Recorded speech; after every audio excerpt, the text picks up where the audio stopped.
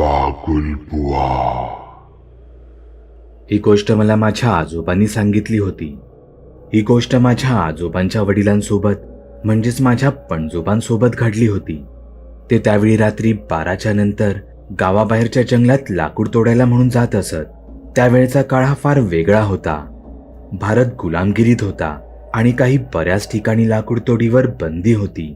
म्हणून लोक रात्री 12च्या नंतर अशा ठिकाणी लाकूड तोडायला जात असत. एके रात्री माझे पणजोबा लपतछपत गुपचूप जंगलामध्ये गेले. जंगलात आत जाऊन ते तिथे लाकडं तोडू लागले. तिथे लपून लाकडं तोडत असताना त्यांना अंधारात एक माणूस येताना दिसला. त्यांनी पाहिलं तर तो माणूस त्यांच्याच सारखा पण दुसऱ्या गावातून आला होता. त्या दोघांनी एकमेकांची ओळख करून घेतली आणि जरा निर्धास्त होऊन गप्पा गोष्टी करत लाकडं तोडू लागले. लाकडं तोडत असताना त्या दोघांना अचानक बकऱ्याचा आवाज ऐकू आला.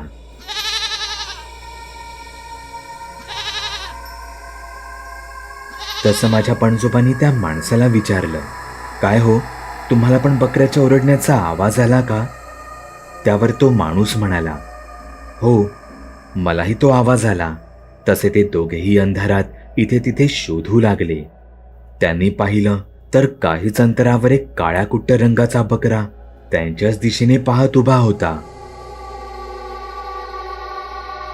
तो आकाराने फार मोठा आणि गुबगुबीत दिसत होता.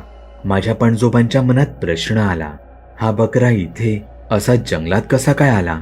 त्यावर तो माणूस म्हणाला, गावातला कोणाचा तरी हरवला असावा आणि चुकून इथे आला असावा. काय मग, याला आपण आपल्या सोबत घेऊन जाऊ. तसं दोघांनीही तो बकरा पकडून एका गोणीत भरला आणि त्यांनी गावचा रस्ता पकडला. माझ्या पणजोबांनी बकरा त्यांच्या खांद्यावर मारला होता. ते चालत असताना त्यांना त्यांची गोण हळूहळू जड वाटू लागली. एक वेळ असा आला की माझ्या पणजोबांना ती खाली ठेवावी लागली. मग तीच खाली ठेवलेली बकऱ्याची गोण त्या माणसाने त्याच्या खांद्यावर मारली. तो माणूस आडदांड होता, पिळदार शरीराचा. ते दोघे काही वेळ चालले असतील तोच तो पाठीवर मारलेला बकरा गोणीतून भलताच भयानक आवाज करू लागला.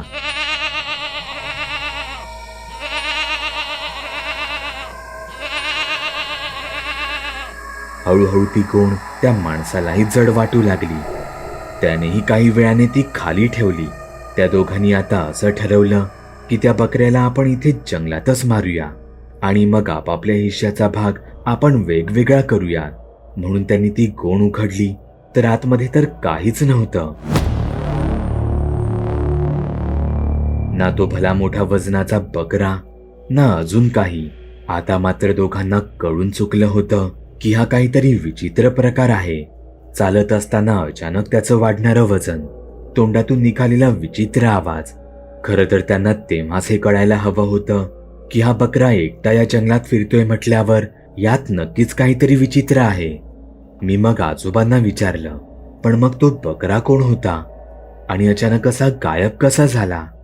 तेव्हा आजोबा मला सांगू लागले की तो त्या जागेचा, जंगलाचा राखणदार होता. तुझे पणजोबा तिथली लाकडं तोडत होते म्हणून त्यांना अडवण्यासाठी तो तिथे आला होता. मी आणि माझा एक मित्र आम्ही त्याच्या कारमधून असेच रात्रीचा फेरफटका मारत होतो.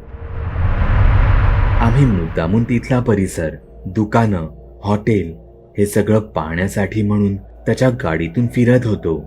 आम्ही ठरवलं होतं त्या रात्री तिथल्या सगळ्याच महत्त्वाच्या जागांवरून फिरून तो संपूर्ण भाग पिंजून काढायचा. माझ्या मित्राने त्याचा फोन हा कारच्या स्पीकरला जोडला होता. आम्ही रस्त्याने जात असताना आम्ही त्यातील मस्तपैकी गाणी ऐकत चाललो होतो. पण अचानक काय झालं, मोबाईलमधील गाण्याची स्क्रीन बदलून तिथे अचानक मॅप सुरू झाला आणि त्यावर इन्स्ट्रक्शन येऊ लागल्या. तो आम्हाला एक वेगळ्याच लोकेशनचा रस्ता दाखवू लागला. आम्ही दोघेही आश्चर्याने एकमेकांकडे पाहू लागलो. ही अचानक मोबाईलची स्क्रीन कशी काय बदलली आणि लोकेशनचे इन्स्ट्रक्शन कसे येऊ लागले? पण हे विचार आमचे मनातल्या मनातच राहिले. आम्ही एखाद्या झपाटल्याप्रमाणे मोबाईल मॅपवर जे लोकेशन दाखवत होता, आम्ही त्याच लोकेशनवर आमची गाडी नेऊ लागलो. मोबाईल मॅपवर दाखवत असलेली जागा ही शहराबाहेर एका विरान ठिकाणी होती. ती एक अर्धवट बांधलेली इमारत होती त्या इमारती पाठूनच एक रस्ता जात होता आणि आम्ही आता त्याच रस्त्यावर होतो. मोबाईल मॅप अजूनही आम्हाला इन्स्ट्रक्शन पाठवत होता आणि आम्ही त्याच मार्गाने पुढे पुढे जात होतो. पण काही अंतर गेल्यावर तो रस्ता पूर्ण संपला होता. त्यापुढे फक्त आणि फक्त जंगल दिसत होतं. आम्ही मग भानावर आल्यासारखे परत शहराच्या दिशेने निघालो. रात्रीचा 1:45 झाला होता. आम्ही परत शहराच्या रस्त्यांवर आलो होतो. तोच मोबाईल मॅप पुन्हा सुरू होऊन तो आम्हाला अजून एक लोकेशन दाखवू लागला. आम्ही का कुणास ठाऊक मूर्खासारखं पुन्हा तो मॅप दाखवेल त्या रस्त्यावर निघालो. हा दुसरा रस्ता होता, जंगलातून जाणारा. पण विशेष हे होतं की हा रस्ता देखील त्याच लोकेशनवर पण वेगळ्या मार्गाने जाणारा होता. आम्ही त्या रस्त्याने पुढे पुढे जाऊ लागलो, पण हाही रस्ता पुढे एका टोकाला जाऊन बंद झाला होता. याचा अर्थ दोन्ही वेळेला आपोआप चालू झालेला मॅप आम्हाला त्या एकाच ठिकाणावर घेऊन जात होता. रात्रीचा 1:30 वाजला होता. आजचा प्रवास आता पुरे झाला असं म्हणत माझ्या मित्राने मोबाईलच बाजूला सोडून मोबाईल मॅप न पाहता आता गाडी परत पाठीमागे वळवायची ठरवली. काही वेळातच आम्ही आपापल्या घरी आलो. या घटनेला आता बरेच दिवस, बरेच महिने उलटून गेले होते. साधारण वर्षभरानंतर मला माझ्या त्याच मित्राचा फोन आला. काय रे, साधारण गेल्या वर्षी आपण ते रात्रीचे फिरत होतो आणि अचानक मोबाईल मॅप काहीतरी लोकेशन दाखवू लागलं. ती जागा नेमकी कुठे होती, काही माहिती पडलं का तुला? नाही रे. का? काय झालं? खरं तर मी हे सगळं कधीच विसरून गेलो होतो. तसं त्याने मला काही स्क्रीनशॉट पाठवले. ते स्क्रीनशॉट त्या जागेचे होते. सोबत काही पेपरात छापून आलेले आर्टिकलही त्याने त्याच्यासोबत पाठवले होते.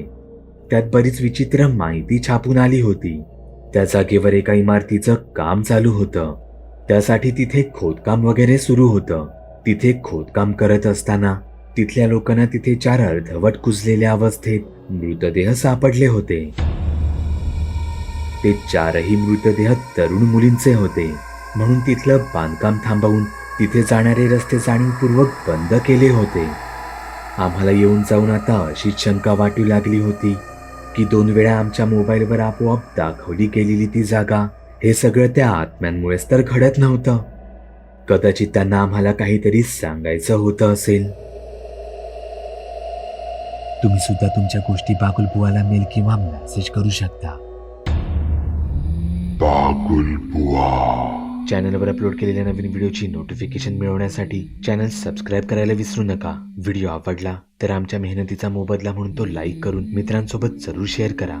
चॅनलवरचे इतर व्हिडिओ पाहण्यासाठी इथे क्लिक करा. तसेच चॅनलवरची प्लेलिस्टही चेक करा. दर दिवशी नवनवीन भूतांचे व्हिडिओ बनवून मी तुमचं मनोरंजन करत राहू याची खात्री बाळगा.